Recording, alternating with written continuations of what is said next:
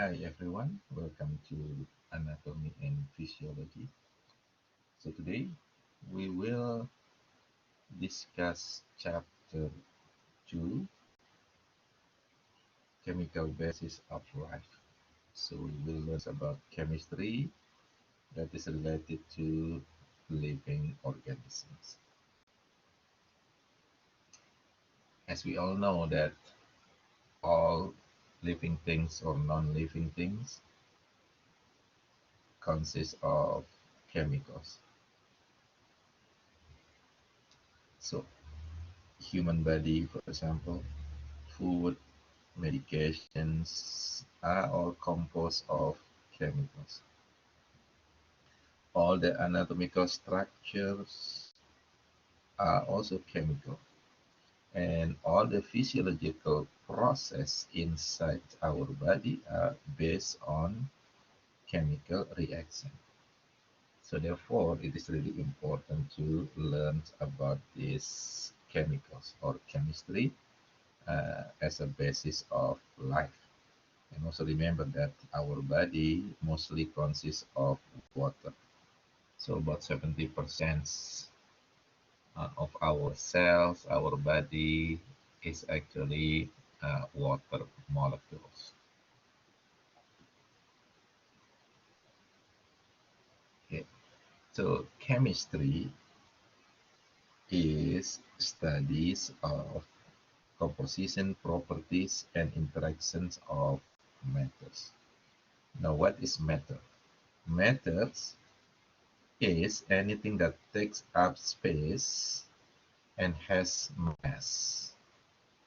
So everything actually matters, like organisms, like animals, plants, it is matter because it has mass and also they take space, they take up space.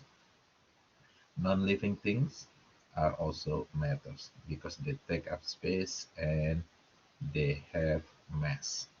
So everything's actually matters. It can be in the form of solid, liquid, or gas. So all things, whether living things or non-living things, are considered as matter. Mass is a consider of amount of matter that present, and then the weight is actually the measurements, the heaviness of matter due to the gravitation. So when we measure the weight, is actually it is the weight of matters. And then biochemistry is the science that studies physiological process and also sometimes we also learn about disease in organisms, in living organisms. Now matters is consists of elements. Okay, so elements are a simple type of matter with specific chemical properties, and these elements can combine, bond together to make compounds or molecule. Okay, and the smallest unit of matter is called atoms. So sometimes some elements only have one type of atom. Sometimes uh, an element can have more than one atoms. Now the major elements in living organisms, there are only four of them, which is carbon, oxygen, hydrogen, nitrogen, sulfur, and phosphorus. So these are the six major elements in organism's body.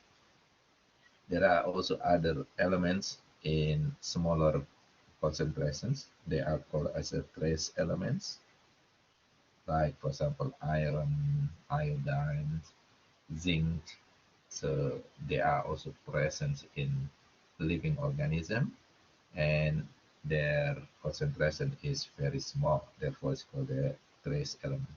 There are another element that's really small concentrations, present in a very small concentration in organisms, and this element is called the ultra trace element. Example is arsenic. So arsenic is also present in human body, but in a very small concentration. Just remember, arsenic is actually a toxic element if it is present in higher concentration. So this is the list of the major elements. Okay, just remember there are 6 of them. That's considered as a very major elements of human body or organism or living organism. The first one is oxygen, carbon, hydrogen, nitrogen, phosphorus, sulfur, calcium also present in higher concentration, potassium, chlorine, sodium, magnesium. So these elements make up about 99.9% of living organisms. And the rest is considered as the trace element or ultra trace elements, which is less than 0.1% in living organism, like cobalt, copper, fluorine, iodine, iron, manganese, zinc. So they are present in very small concentration. So they are called as a trace element.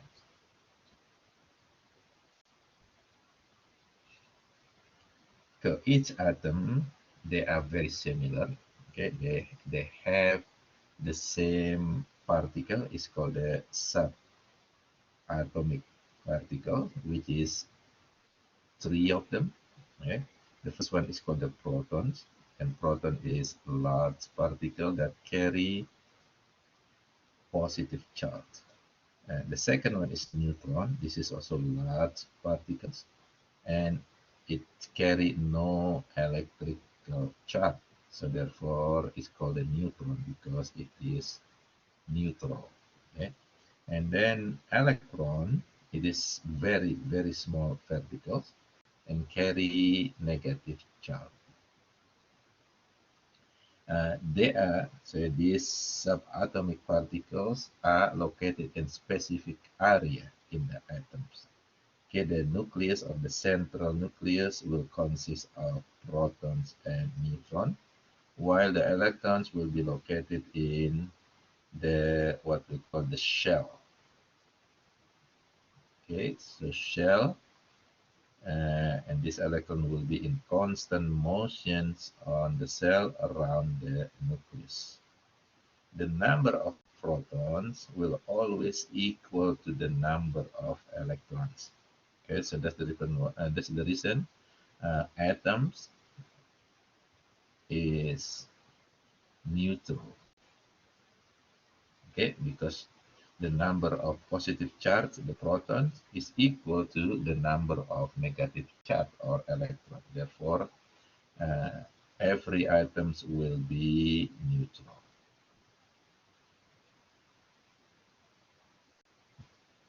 Okay, this is the diagrams where each particles located.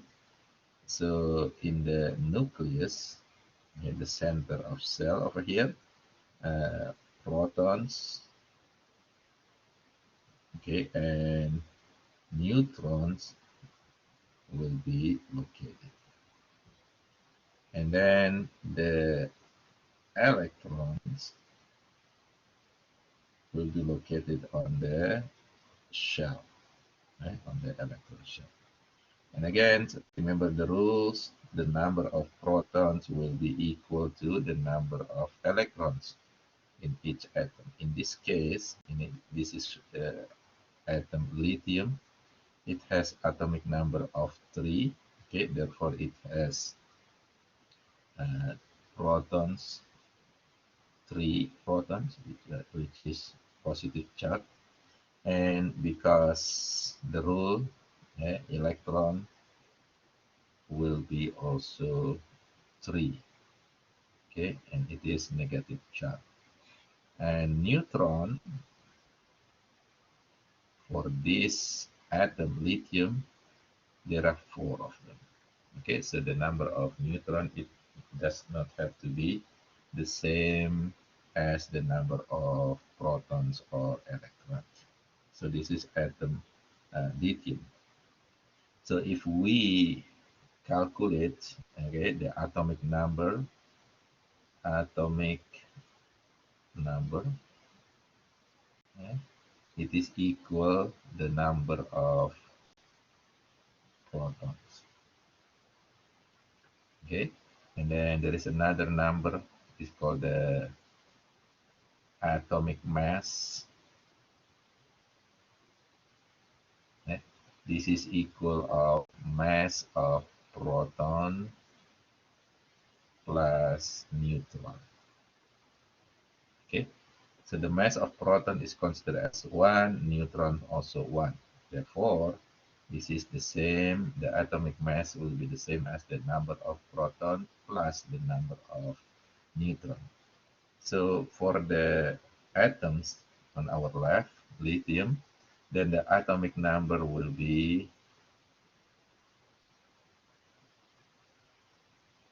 3, okay, because it has 3 protons, and the atomic mass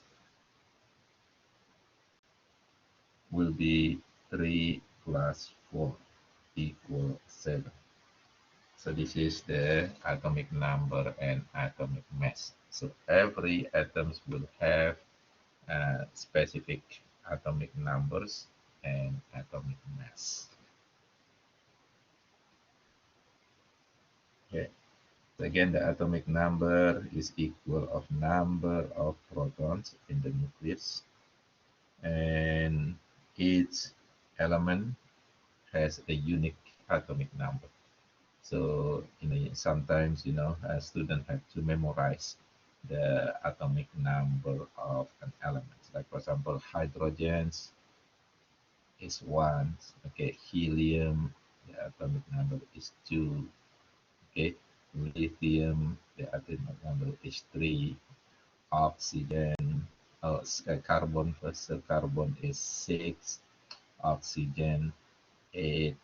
Okay, uh, sodium, for example, 11, and etc.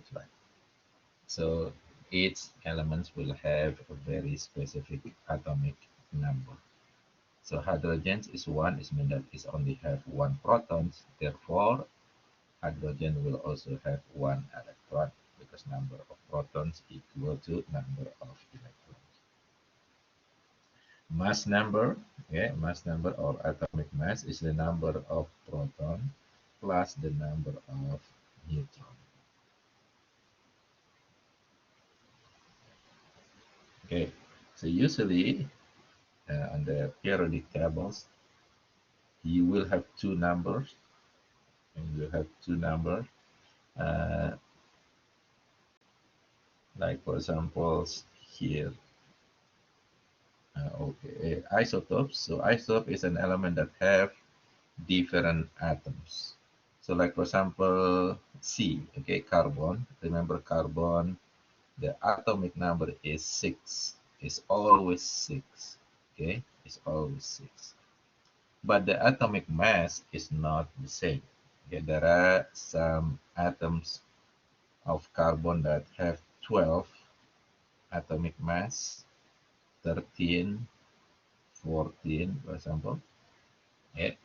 So the atomic number is always the same, which is 6 for carbon, but the atomic mass are different. So these 3 elements over here, atom over here, is called the isotopes. So isotopes is element that has different type of atoms. So we can actually uh, calculate how many proton and electron in each of these atoms. Like for example, the first one, carbon 6 and 12, the proton will be 6 Okay, electron will be also 6 because number of proton and electron is always the same. And the proton will also 6, okay, because the atomic mass is 12. So 12 mean this is proton plus neutron. So you can calculate the neutron, which is 12 minus 6. The neutrons will be 6 also. This is for the first one. How about the second one? Yeah, so you can calculate protons will be 6, electron will be 6, and the neutron will be 7. The number 3 over here, okay, the protons will be 6, electron will be 6, and the neutrons will be 14 minus 6, which is 8. Okay, so this is what we call the isotopes. Many isotope is actually radioactive, so they can release energy or electrons, so they are unstable. Okay? So sometimes it can cause cancer, for example, or it can uh, destroy enzymes in our body. So they are this radioactive isotope. Many of them are dangerous to our body.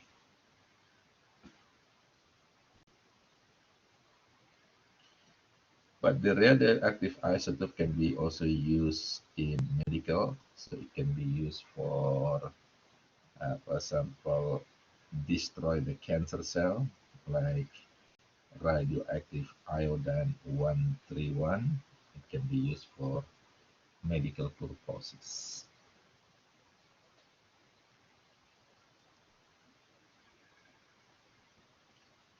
So there are two types of radiations. Okay? The first one is called the ionizing radiation. The second one is non-ionizing radiations. The ionizing radiation is most dangerous because it actually can destroy enzymes or DNA and then causing damage in our tissue. Example of ionizing radiation is X-ray, gamma ray. Yeah. So it can be used for example in the nuclear weapons.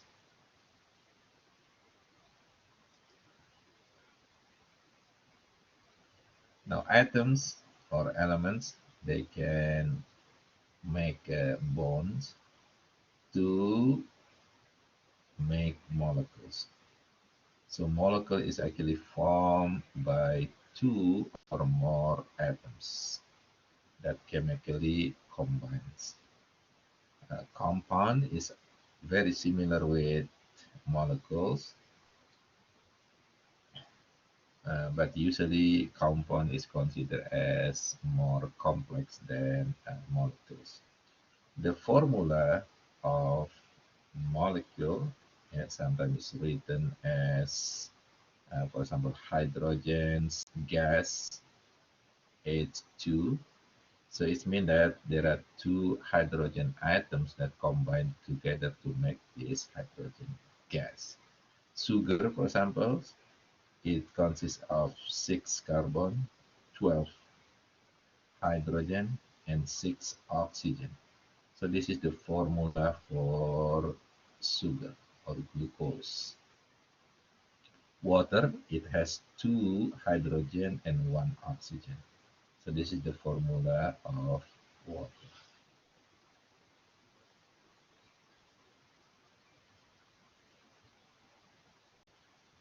Okay.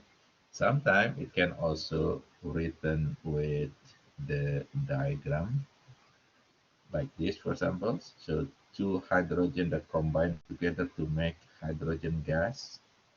Oxygens, two oxygen combine to make oxygen gas. Uh, and when these two gas combine together, they can make a bigger molecules, like water, for example. It has two hydrogen and one oxygen. So if you see the line over here, actually telling you that between hydrogen and hydrogen, it has single bond. So this is single bond. Single bonds mean there are two electron share between atoms. Okay, so there are two electrons being shared by hydrogen's atom with another hydrogen atom. The double bonds over here, so you see an oxygen, so they combine with double bond. Okay, it's telling you actually there are four electrons being shared by the two oxygen.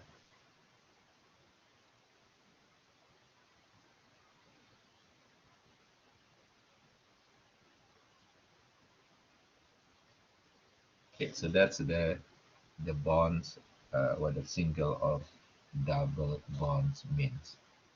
If you see in the water, both hydrogen and oxygen only share two electrons. Therefore, the formula written as just single bond between oxygen and hydrogen.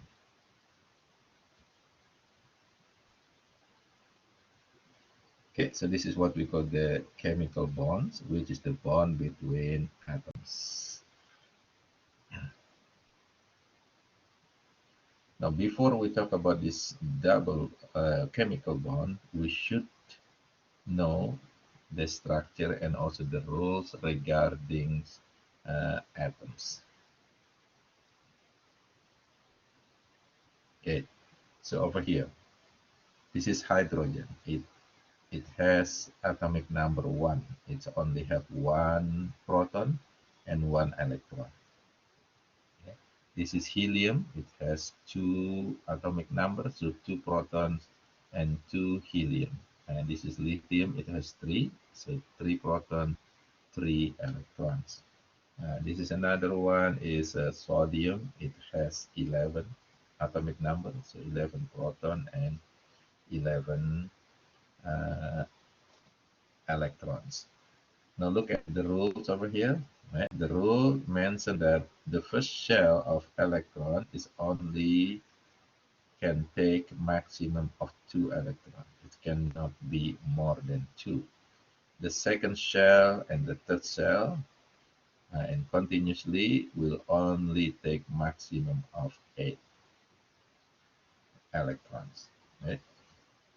The electron that located on the outermost shell is called the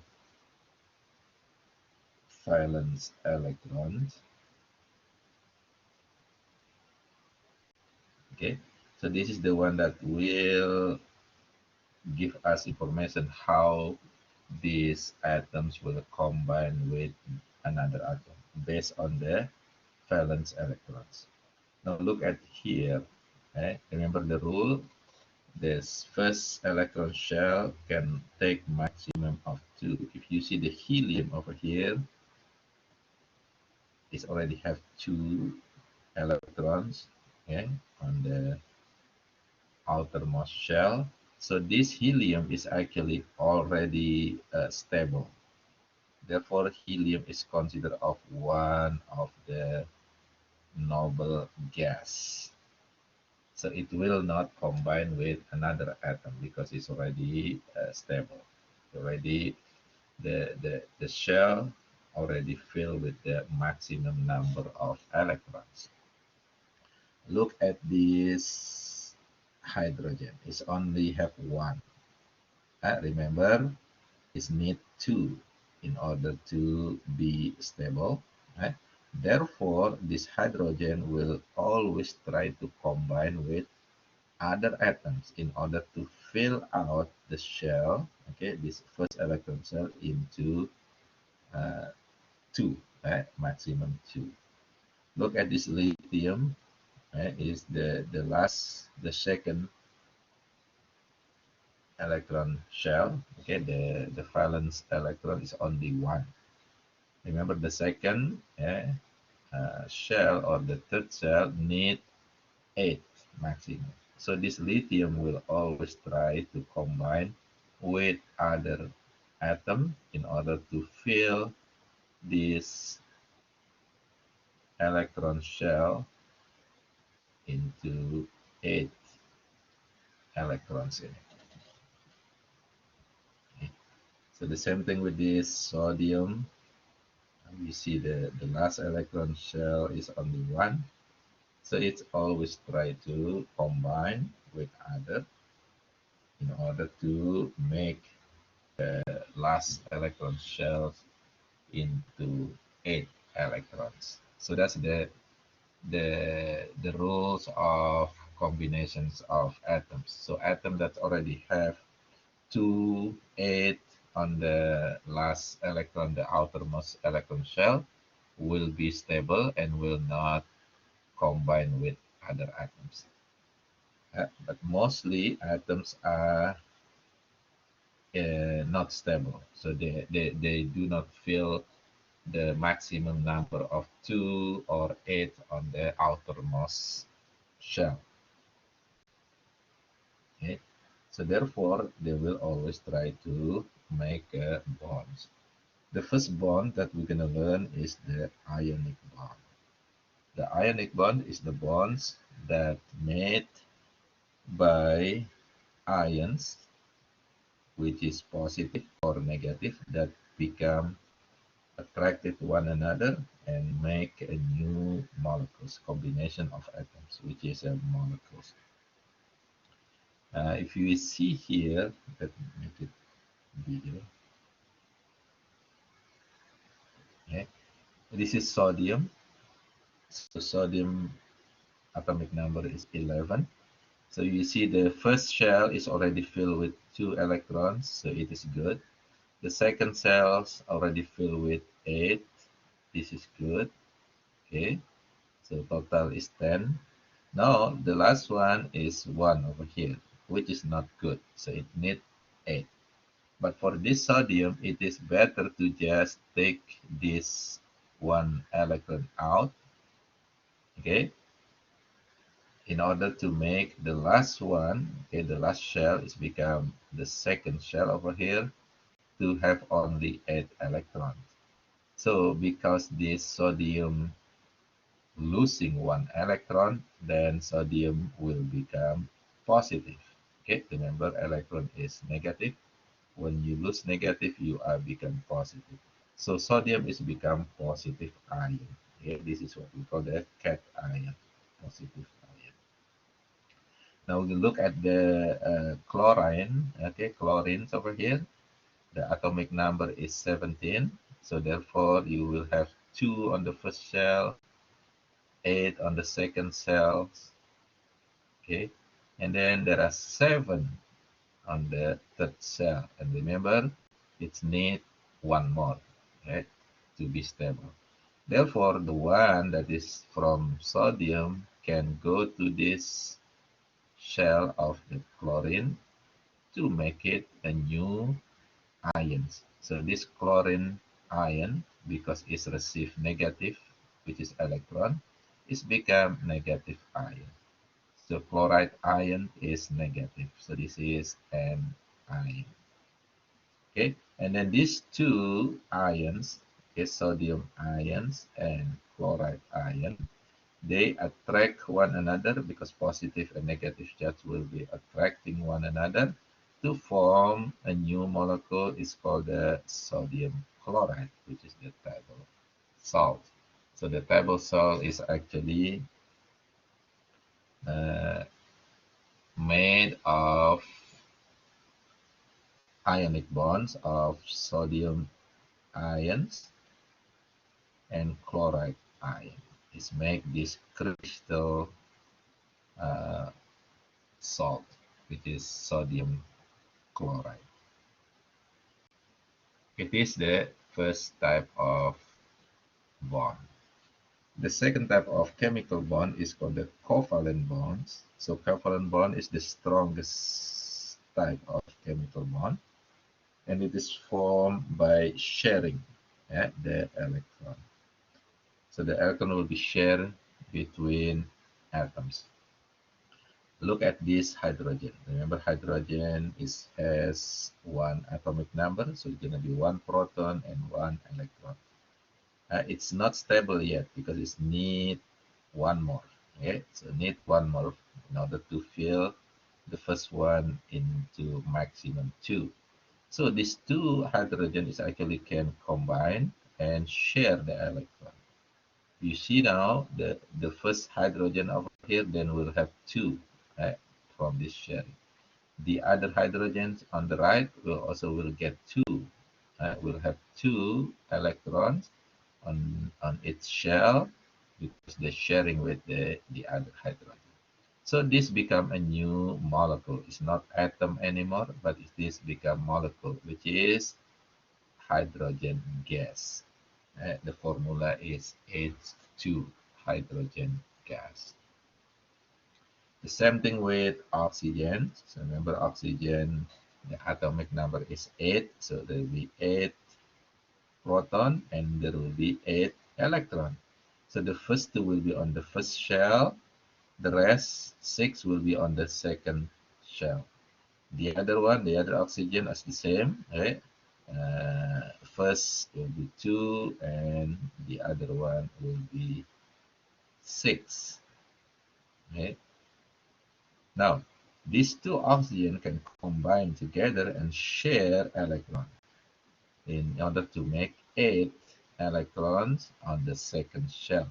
So they're actually sharing 4 electrons in these chemical bonds.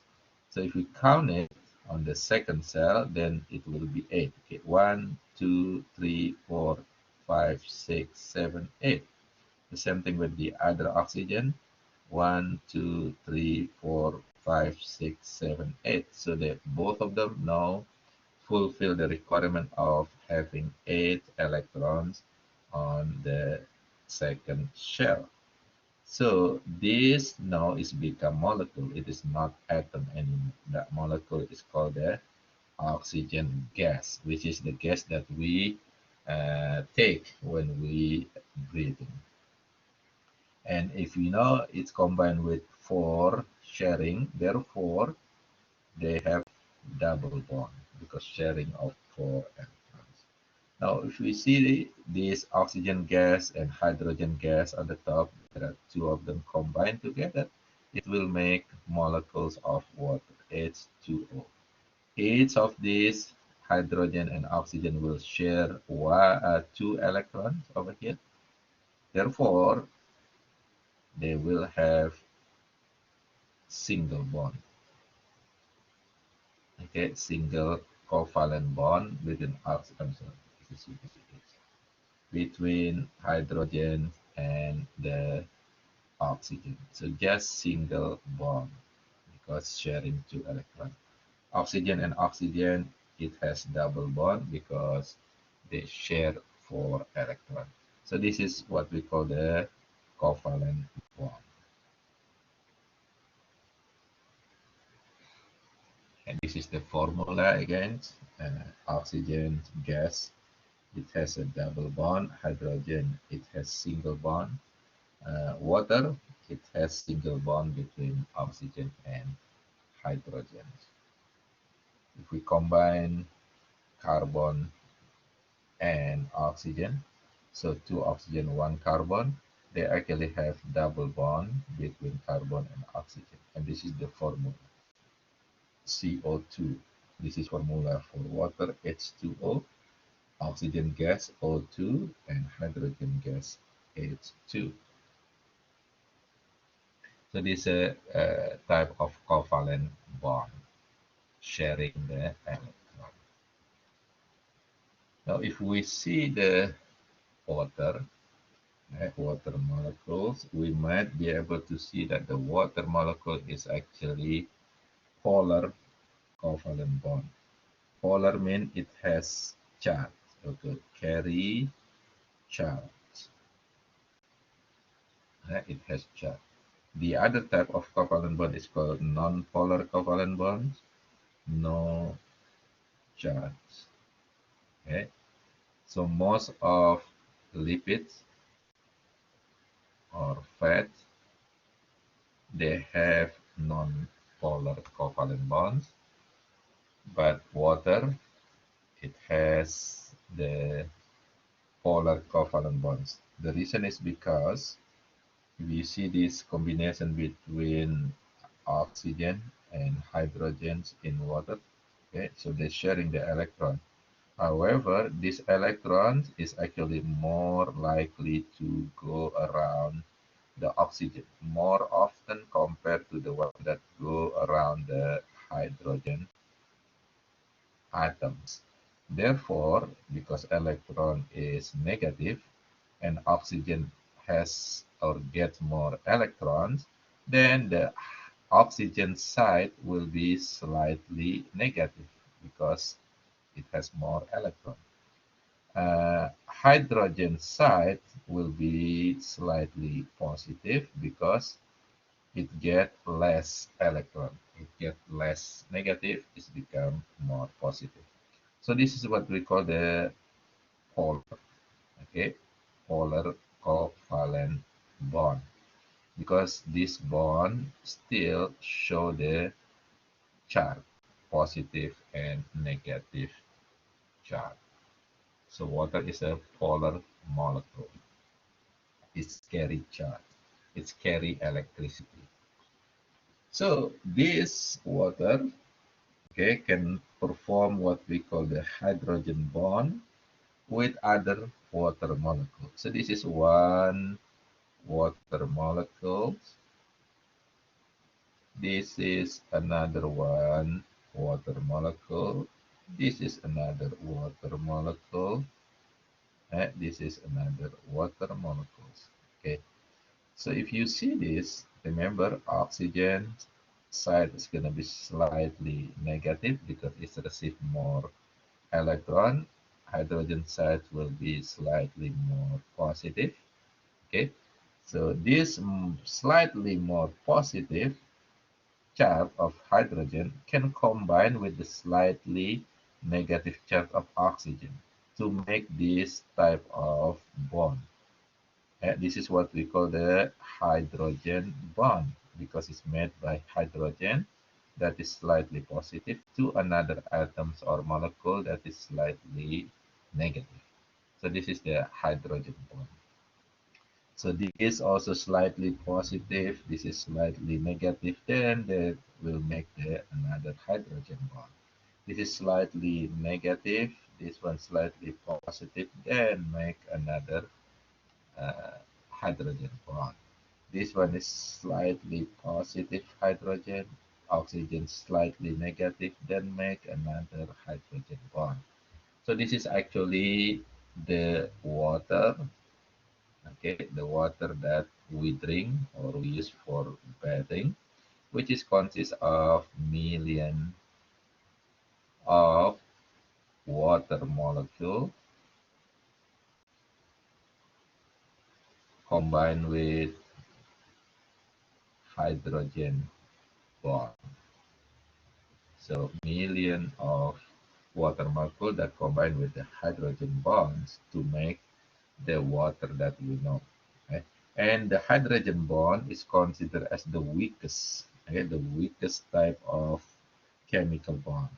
Therefore, it is really easy actually to break the bonds, the hydrogen bond between the water molecules. So when you splash the water will be separate. The one that separates is actually the hydrogen bond. So you can splash the water, you can cut the water, you can break the water molecules. The one that's broken is actually the hydrogen bond, not the covalent bond over here. So because covalent bond is really strong, they will not be broken easily. But the hydrogen bonds, they are easy to be broken. So again, just remember covalent bond is the strongest type of chemical bonds. The hydrogen bond is the weakest type of chemical bonds. And the ionic bond is between them.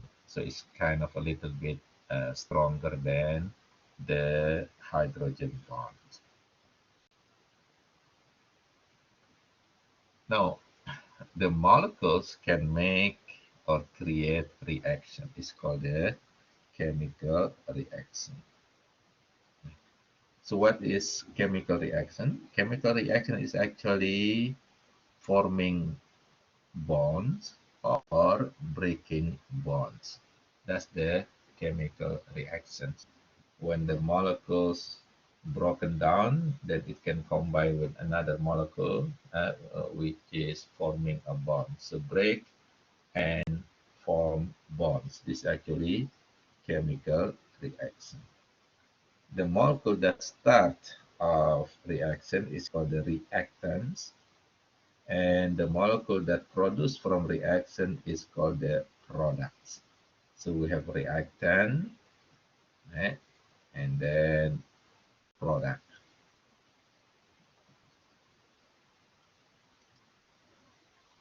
Okay, this is examples. Okay, reactants may be two molecules or one molecule to make one bigger molecule or become two smaller molecules.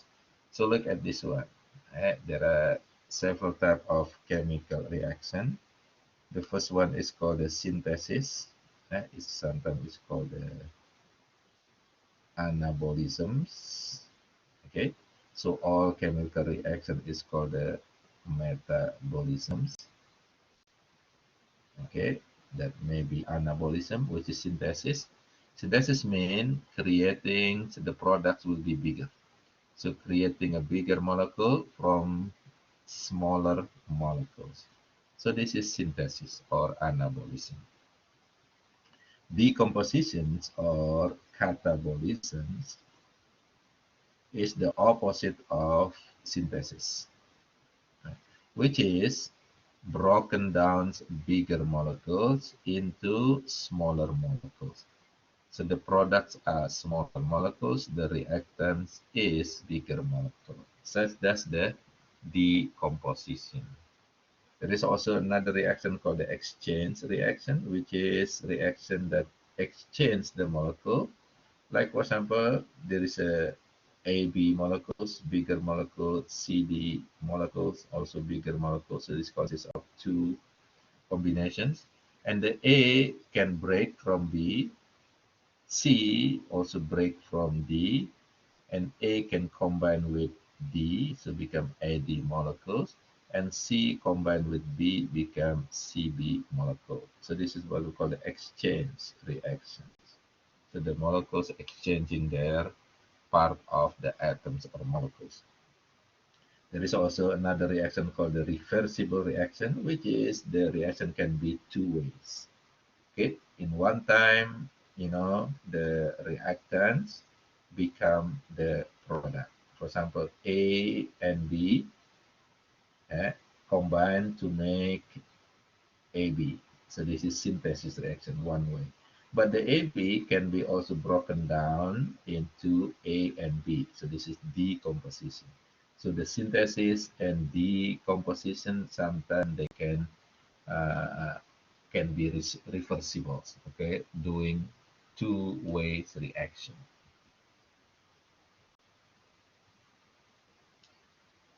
Okay, now we're gonna learn about electrolytes, acid and base and salts.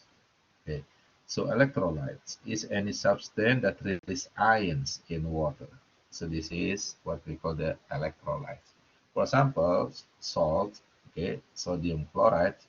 When we put this in water, it will separate into ions, which is sodium ion and chloride ion. So we can say that sodium chloride is an electrolyte because it will release ions in water. Acid, okay, it is also releasing ions. However, acid will release hydrogen ion. So any chemicals or solution that release hydrogen ions, then it's become what we call the acid. An example is HCl over here. It's actually hydrochloric acid. When it is dissociate, will produce hydrogen ion, which is positive, and another ion, which is negative ion, the chloride ion over here. But the most important for telling us whether that molecule is acid or not, it is hydrogen ion. So this is the indication of acid. Yeah. Base, this is another molecules. If it is dissociate, it will produce the hydroxide ion, which is negative, and other positive ions. In this case, we have example of sodium hydroxide. When it is dissociated, will produce sodium ion, which is positive, and hydroxide ion, which is negative. The clue to know whether it is base or not is by looking at the hydroxide ion. If it is releasing hydroxide ion, then this molecule will be base or alkali.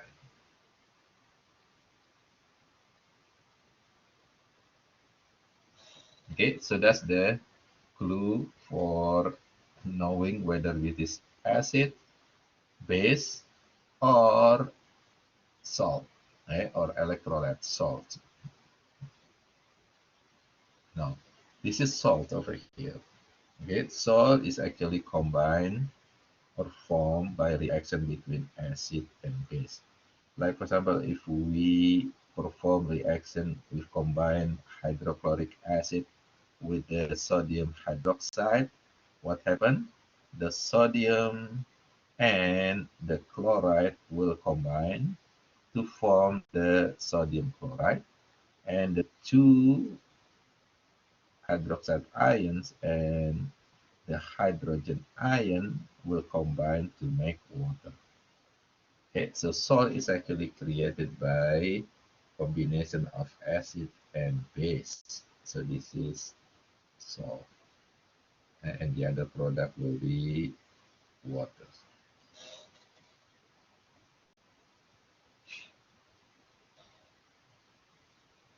Acid and base. So acid is actually measuring the hydrogen ions concentrations. The more hydrogen ion in the solution, the more acidic the solution is going to be. So the clue is hydrogen ion over here to know whether acid or base or more acidic or less acidic.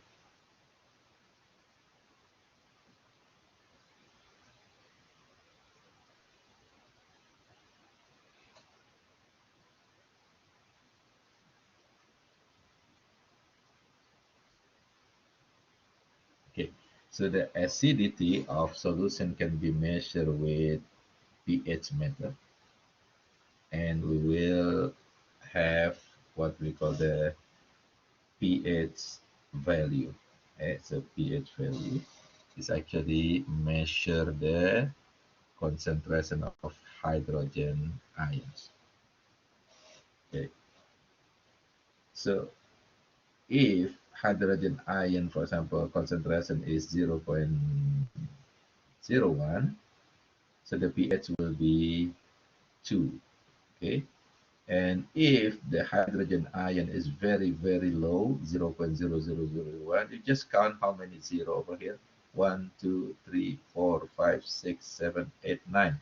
So the pH will be 9. So it means that, okay, there will be more hydrogen ions in the pH 2 compared to the pH 9. So this pH 2 will be more acidic, okay, because it has more hydrogen ion. This one's will be less acidic solution because less hydrogen ion. So this is how the pH is measured. The scale of pH is between 1 to 14. Okay, pH 1, pH 14. And the middle number is pH 7, which is considered as neutral. Okay, neutral solution like water, it has pH 7. If it is less than 7, going to 1 over here, that solution is become acid. Okay, the less the number, the more acidic the solution. If it is more than 7, going to 14 over here, that solution become base. The higher the pH, the more basic the solution is gonna be. Okay, so that's the pH meter. Look at this. Okay, so this is the scale for pH meter.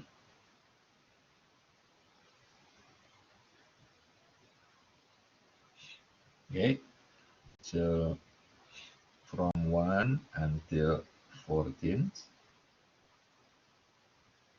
So pH 1 over here is mean that it's very, very acidic. It has more hydrogen ions.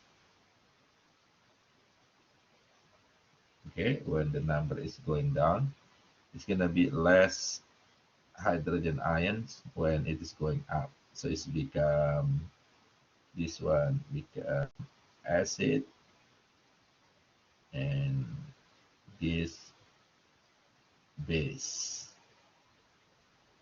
Okay, because less hydrogen ions.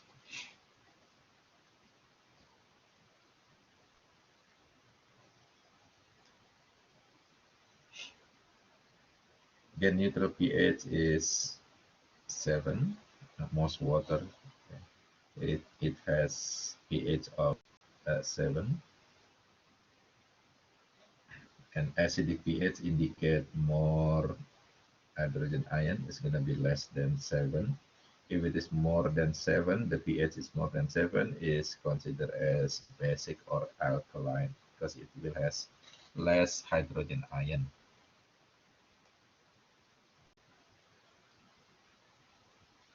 Okay, this is results of measurements of some solution, like for example, our gastric juice, okay, liquid in our stomach is actually very acidic. It has 2.0 pH. Apple juice is around 3, tomato juice around 4, cabbage around 5, cow's milk is close to neutral, 6.7. Human blood is 7.4, right? And then sodium bicarbonate, for example, is basic, 8.4.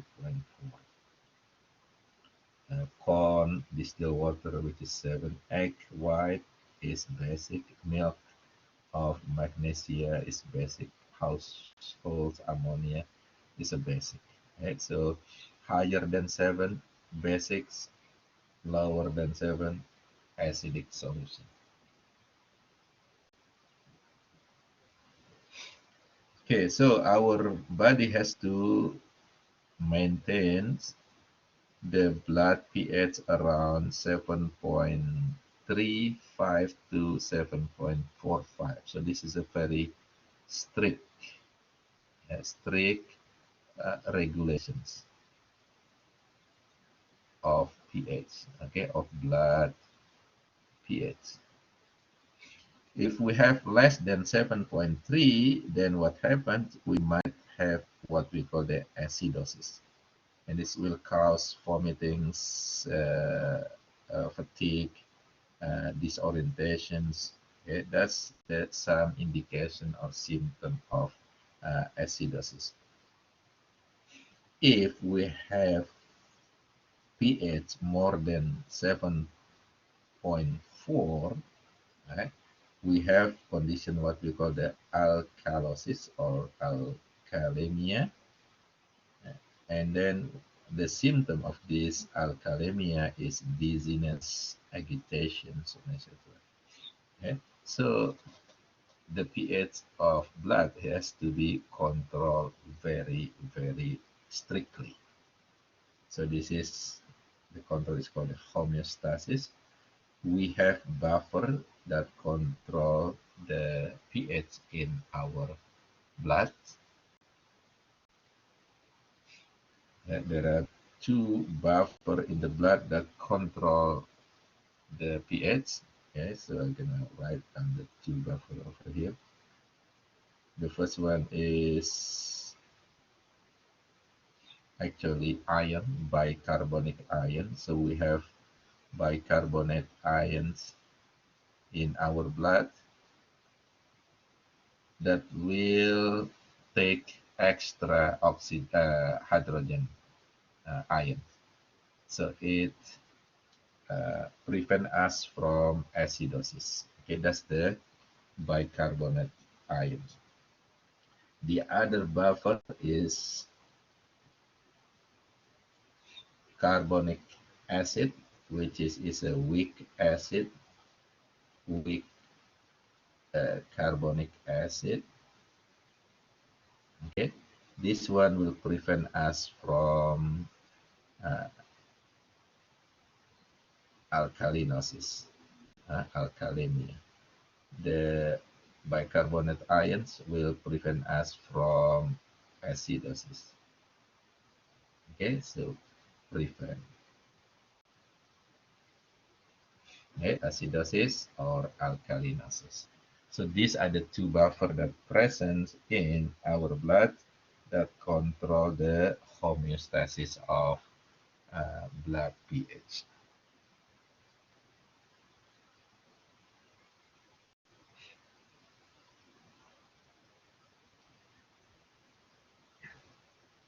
We'll continue with learning the two type of molecules, which is organic molecules and inorganic molecules.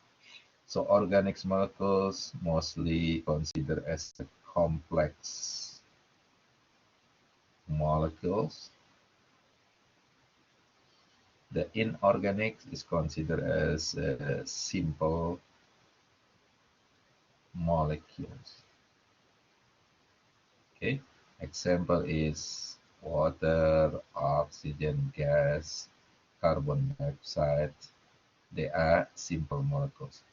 The organic molecule is really complex. It's very big molecules. And examples are carbohydrates,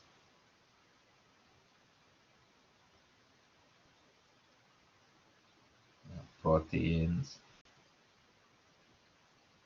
lipids, and nucleic acid like DNA, RNA. So they are complex molecules, they are organic molecules. So organic molecules will have carbon as a backbone and hydrogen. So it's going to be long molecule with carbon and hydrogens on it. Yeah. So this is what we call the carbon backbone. Some of them will dissolve in water, some of them will not dissolve in water. Example are carbohydrates, proteins, lipids, and nucleic acid, which is DNA and RNA, which is nucleic acid. Again, inorganic molecules is a very simple molecules, mostly only consists of 2, 3, 4, or 5 atoms. So water is the most abundant inorganic molecules in our body. Okay, so water only have 3 atoms. Okay, combination of 2 hydrogen and 1 oxygen. This is the major inorganic molecules in our body, in our cell. Oxygen is only consists of 2 atoms of oxygen, so O2, and this is very important molecules in our body used for making ATP energy, okay, burning the glucose into ATP. Carbon dioxide, this is actually the product, the byproduct of cellular respiration.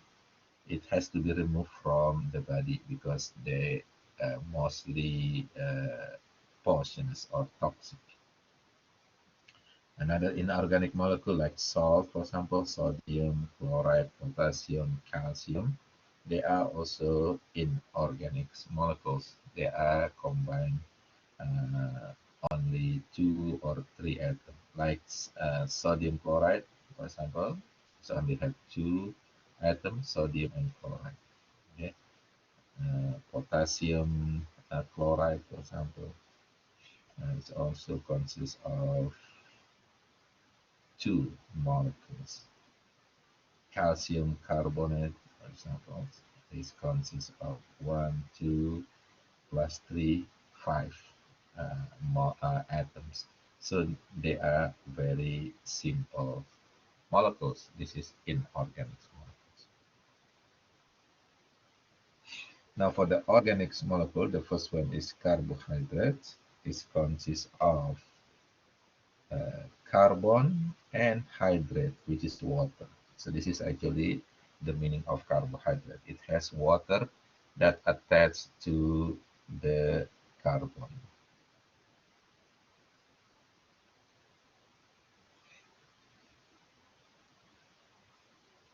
Okay, the ratio between hydrogen and oxygen in carbohydrate usually 2 hydrogen and 1 oxygen. Like for example, glucose, it has 6 carbon, 12 hydrogen, and 6 oxygen. So there are 2 to 1 ratio between hydrogen and oxygen.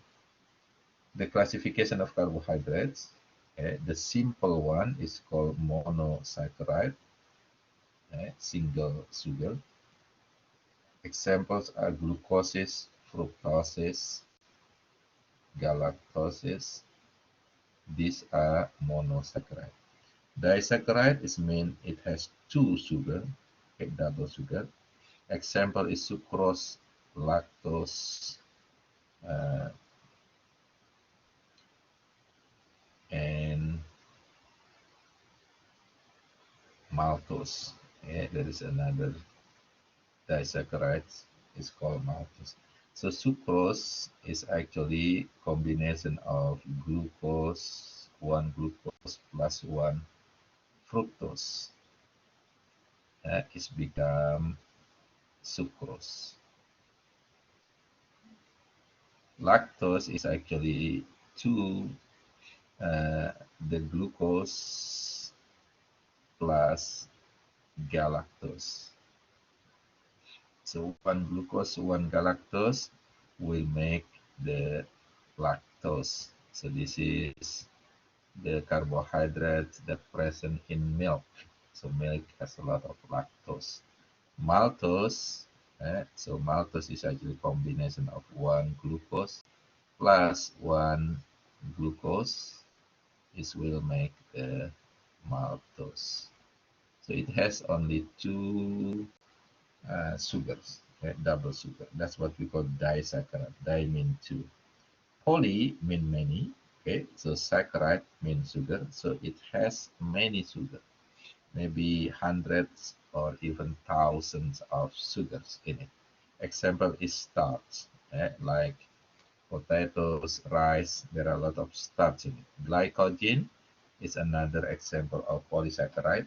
Glycogen usually present in liver and our muscle as energy storage. So this is actually has a lot of sugar in it, glucose in it. Another type of polysaccharide is cellulose, which is the cell wall of plants and algae. It consists of many sugar. Okay, this is the formula of sugar. This is single sugar, which is glucose. So it has only 6 carbon. So simple. Right? There are 6 carbon over here. You see 1, 2, 3, 4, 5, 6. So this is simple. This is the formula. This is also formula for glucose. It's a rings formula. So we count how many uh, carbon. So this is carbon number 1. 1, 2, 3, 4, 5, 6. So there are 6 carbon.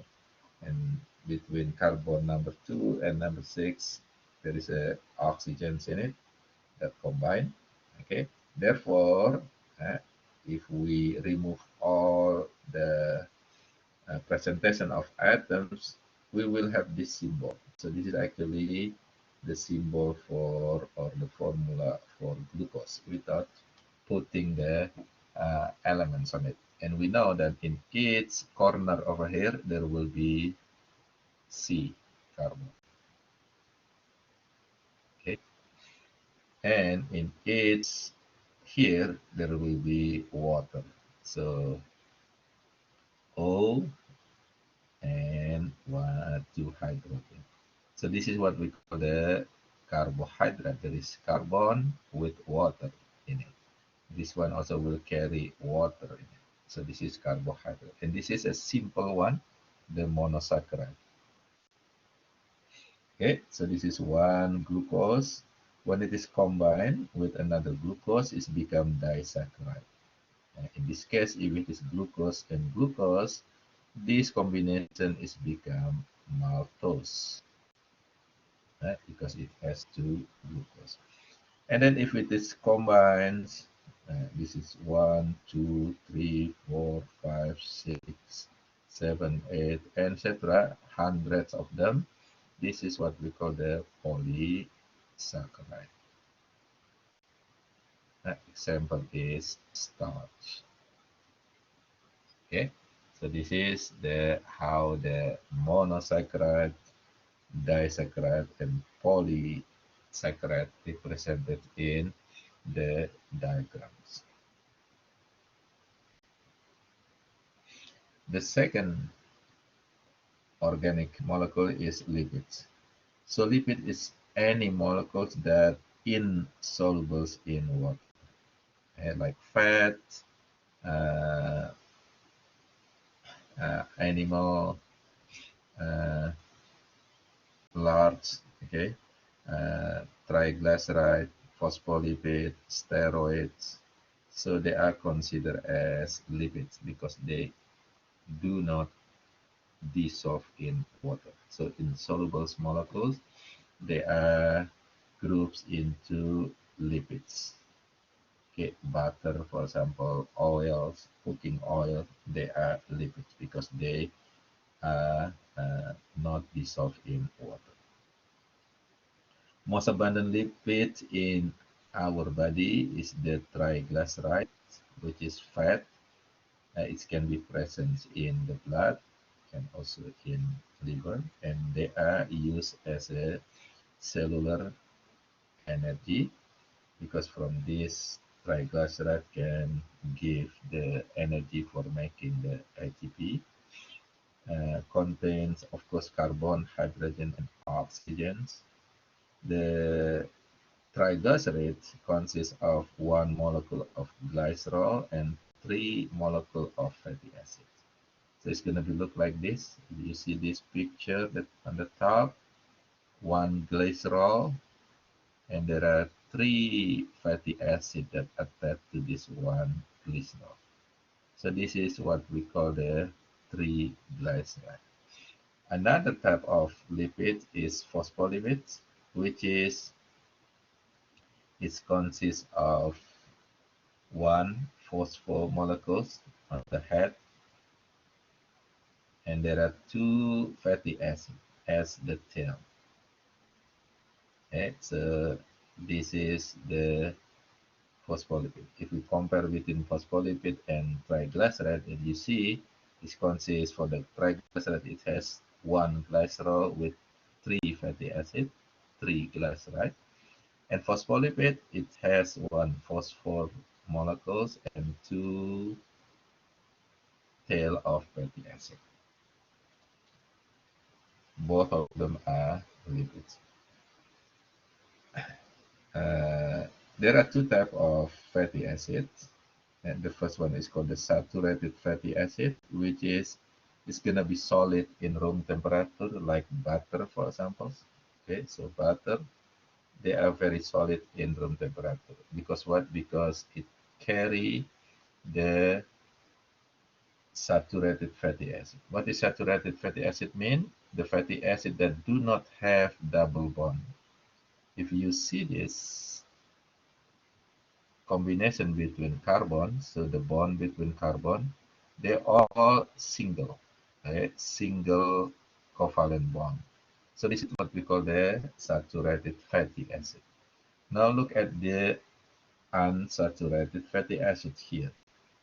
like oil. Yeah, so oil will be liquid in room temperature because what? Because oil has the double bond between one or two carbons. So maybe one, two, three, or maybe many double bonds. So this is double bond over here.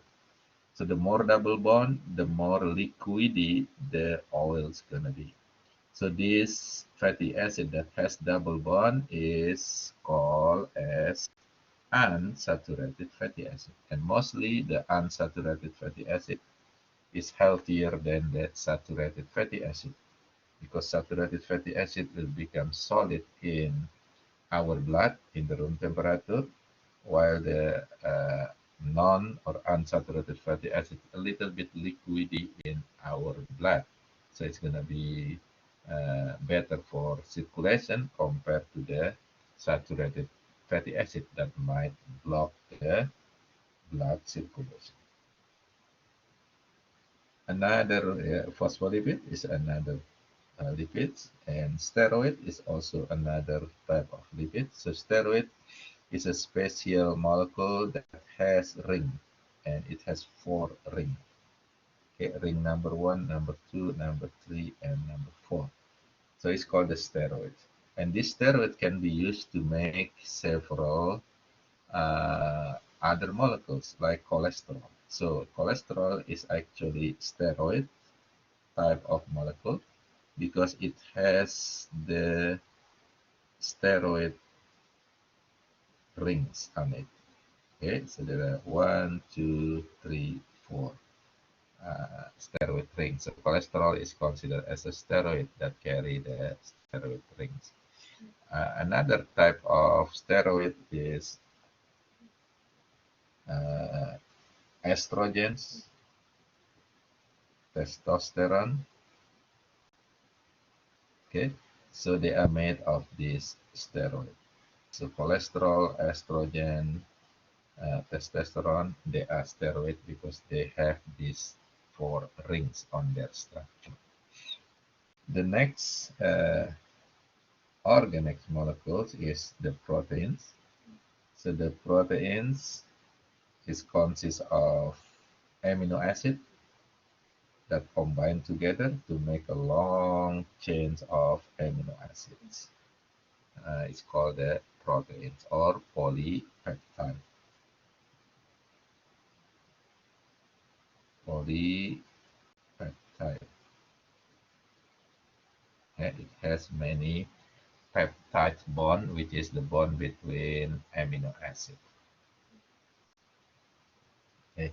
So this is amino acids look like. So it's very uh, special structure. So every amino acid will have what we call the C center, carbon center in the middle. And then there will be another carbon that carry acid. So this is acid side.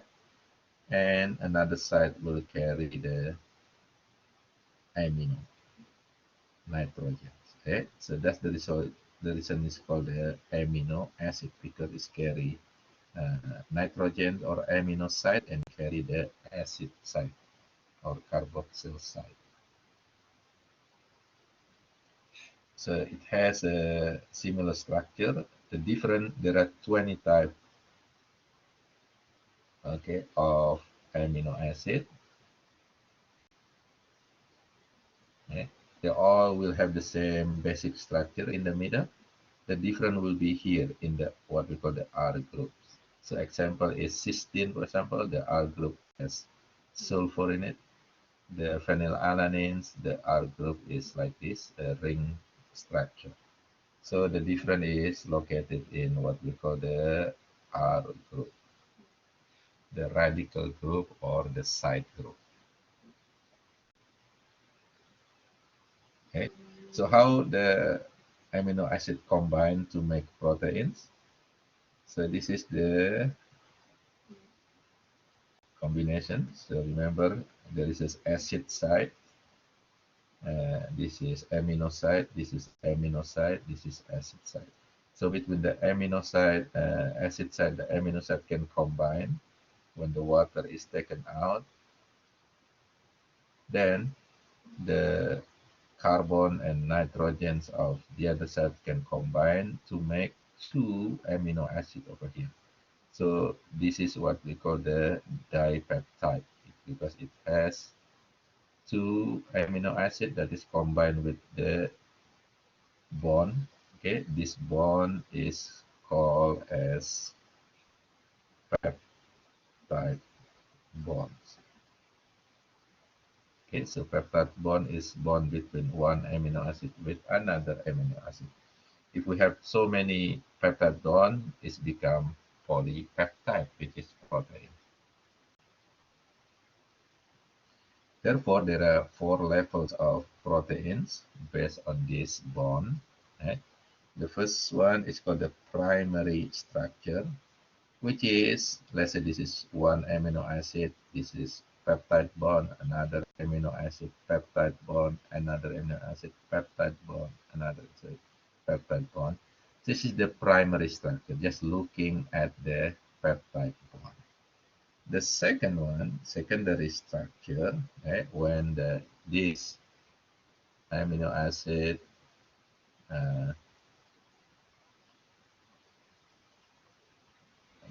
so it might combine with other type of bond, which is hydrogen bond with another amino acid. Okay, this is peptide bond, and there is maybe uh, hydrogen bonds presence. Okay, so at the end, this structure will be look like this. Okay, because there is a hydrogen bond between this amino acid. It's not straight, but it's kind of making the uh, helix or flatted uh, structure. So this is the secondary amino acid. Now it's looking at peptide bond between amino acid and also hydrogen bond. The next one is called the tertiary structure. Okay, so this structure will have peptide bond, peptide bond, peptide bond, peptide bond, and then there will be uh, hydrogen bond, and there will be another covalent bond with other molecules, and at the end, that molecules will make a three dimensions molecules, and this is what we call as the tertiary structure.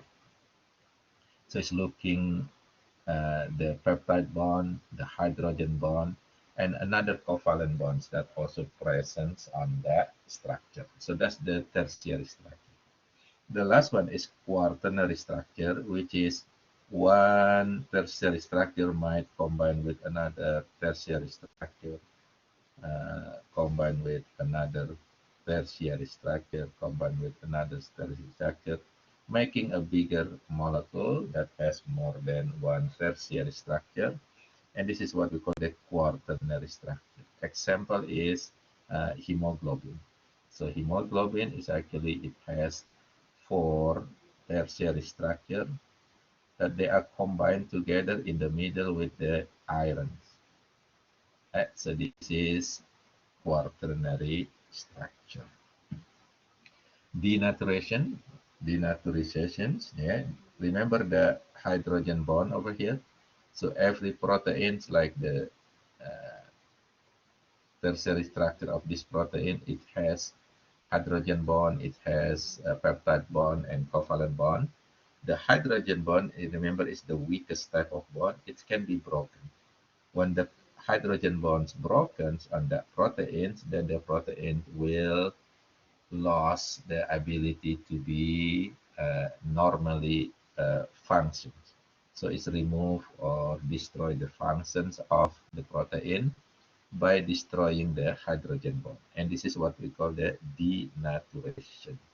So denaturation of protein is the broken of the protein structure because of the broken of the mostly the hydrogen bonds, maybe by heat, radiations, or pH change, or any chemical that can denature protein.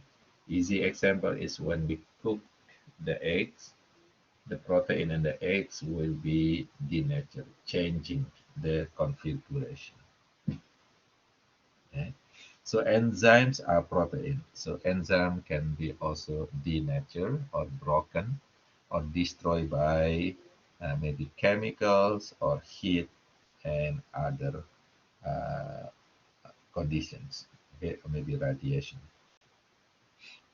Okay, so this is again how the primary, secondary, and tertiary and the quaternary structure look like. Okay, let me make it bigger. Look at this. This is just looking at the peptide bond. Long bond between amino acid. So this is the primary structure. This one, long primary structure, and there is a hydrogen bond between them.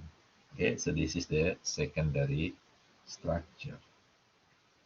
The tertiary structure, okay, so between them there is another bond, and finally creating this 3D structure, like enzyme, for example. This is the tertiary structure. And then between the tertiary structure with another tertiary structure, they can combine four of them over here, example. It's become the quaternary structure. Example is uh, hemoglobin. Hemoglobin is a quaternary structure of protein. Uh, the tertiary structure mostly enzyme. So enzyme mostly has the 3D configuration. Okay, this is the last one of organic molecules, which is the nucleic acid. There are two types of nucleic acid in our cell, DNA and RNA. So these nucleic acids, DNA and the RNA, is made of many monomer of nucleotides. So the subunit of DNA, RNA, or nucleic acid, it's called the nucleotide. And these nucleotides carry different base. So there are four types of nucleotides actually. Okay? The one that carry adenine, so the base over here, there are four types of base, maybe adenine, thymine, okay, guanine, cytosine, if it is DNA. If it is RNA, the thymine is replaced with uracil. Okay, so RNA do not carry thymine, but it carry uracil. The DNA do not carry uracil, but it carry the thymine. So this is the four type of base that's located in the nucleotide. So this base over here, there are four types. Okay. Now, how they look like? Okay. If it is RNA, okay, so it's only one single strand between. This is one nucleotide combined with another nucleotide, just making one long strand. So this is RNA. Okay. DNA, if you see this one, this is nucleotide combined with nucleotide, combined with nucleotide, combined with nucleotide. Okay, we'll make like this. And the other side, there is nucleotide, nucleotide, nucleotide, nucleotide, nucleotide, also like this. And they combine between the base. Okay, so combine, combine, combine. So this is the base over here. With T. So A will always combine with T, G will always combine with C, And finally, they can twist it, make a twisted structure or helix structure. So this is the DNA molecule. So both of RNA and DNA carry the same nucleotide. So there is nucleotide that combine together to make this strand. DNA have a double strand, RNA only one strand. DNA that has double strands usually. Okay, so this DNA, it carry the genetic code for us. So this is uh, part of our cell that will be carry the genetic information from parents to the children. The RNA, this is a single strand of nucleotides combination. This one is usually used for making protein synthesis. This is the template for protein synthesis. Okay, so the last one is some technology used in anatomy and physiology to learn or to observe abnormality within the body. So CT scanning and PET imaging. So CT scanning is using the computer to look or to observe abnormality within the structure, the anatomy. So sometimes using X-ray, for example, to see what is happening inside the body. PET using radioactive isotopes, that also to observe some disorders in human anatomy, in human body.